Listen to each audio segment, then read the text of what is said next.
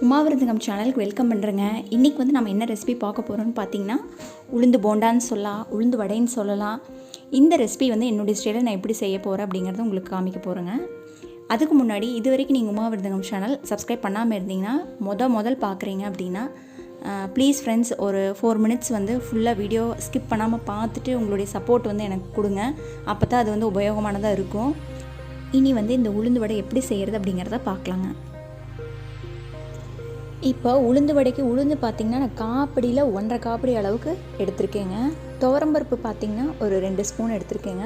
அரிசி வந்து ஒரு 2 ஸ்பூன். இது எல்லாத்தையும் கழுவிட்டு நம்ம ஊற வச்சுக்கலாங்க.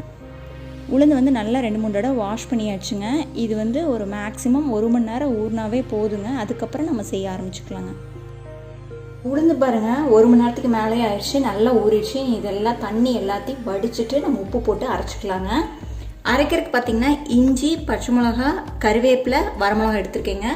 உங்களுக்கு வரமிளகா வேண்டாம்னா நீங்கள் ஸ்கிப் பண்ணிக்கோங்க. பச்சை மிளகாய் நீங்கள் பொடி பொடியாக கட் பண்ணி கூட வெங்காயத்தோடு ஆட் பண்ணிக்கலாம். நான் வந்து குட்டி சாப்பிடும்போது வாய்க்கு வரக்கூடாதுன்னு சொல்லிட்டு பச்சை மிளகா, வரமிளகா ரெண்டுமே வந்து அரைச்சிட போகிறேங்க.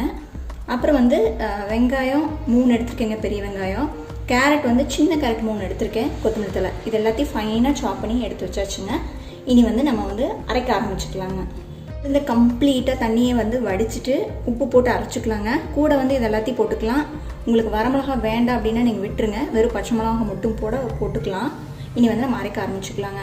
நீங்கள் வந்து கிரைண்டரு, ஆட்டாங்கல் இல்லை மிக்சி எதில் உங்களுக்கு சௌரியமாக இருக்குதோ அதில் நீங்கள் வந்து அரைச்சி எடுத்துக்கோங்க.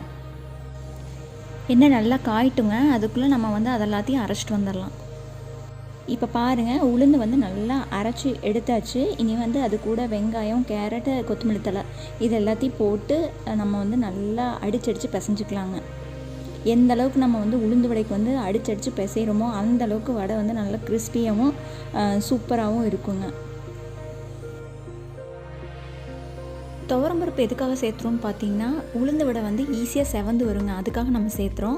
நீங்கள் வந்து பச்சரிசி தான் சேர்த்தணும் அப்படின்ட்டுலாம் இல்லைங்க. புழுங்கலரிசி சேர்த்து நம்ம வந்து உளுந்து வடை செஞ்சாலும் டேஸ்ட் ரொம்பவே நல்லாயிருக்கும். இனி வந்து இந்த மாதிரி நல்லா அடிச்சு பிசைஞ்சு எடுத்து வச்சுக்கோங்க.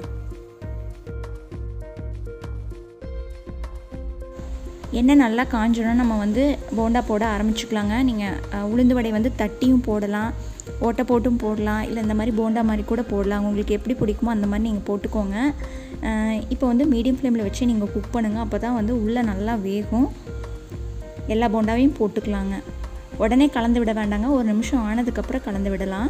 இப்போ பாருங்கள் ஓரளவுக்கு நல்லா வெந்துருச்சு. அப்படியே திருப்பி விட்டுக்கலாங்க. திருப்பி விட்டு பொறுமையாக குக் பண்ணுங்கள்.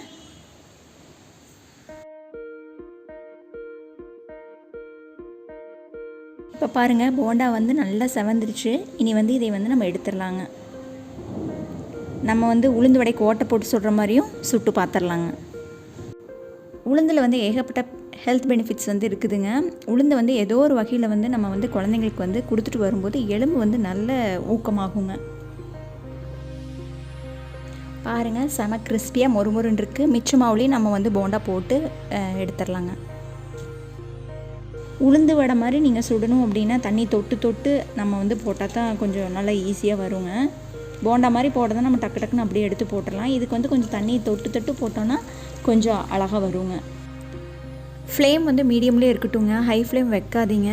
அப்புறம் வந்து வெளியே வந்து கருகின மாதிரியும் உள்ளே வந்து வேகாத மாதிரியும் ஆயிரும். இப்போ பாருங்கள் ஒரு சைடு நல்லா வெந்துருச்சு, நல்லா திருப்பி விட்டுக்கலாங்க.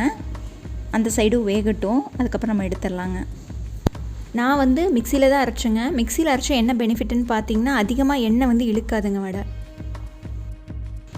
பாருங்கள் வடை வந்து நல்லா செவந்துருச்சு, 2 பக்கமுமே நல்லா வெந்துருச்சு. இனி வந்து நம்ம வந்து வடை வந்து எடுத்துடலாங்க. செம்ம டேஸ்டியாக இருக்குங்க. இந்த மெத்தடில் நீங்களும் ஒரு டைம் வந்து ட்ரை பண்ணி பாருங்கள். இந்த ரெசிபி கண்டிப்பாக உங்களுக்கும் பிடிச்சிருக்கும்னு நம்புகிறேங்க. மறக்காமல் செஞ்சு பாருங்கள். செஞ்சு பார்த்துட்டு உங்களுடைய ஃபீட்பேக்கை எனக்கு ஷேர் பண்ணுங்கள். தேங்க்யூ.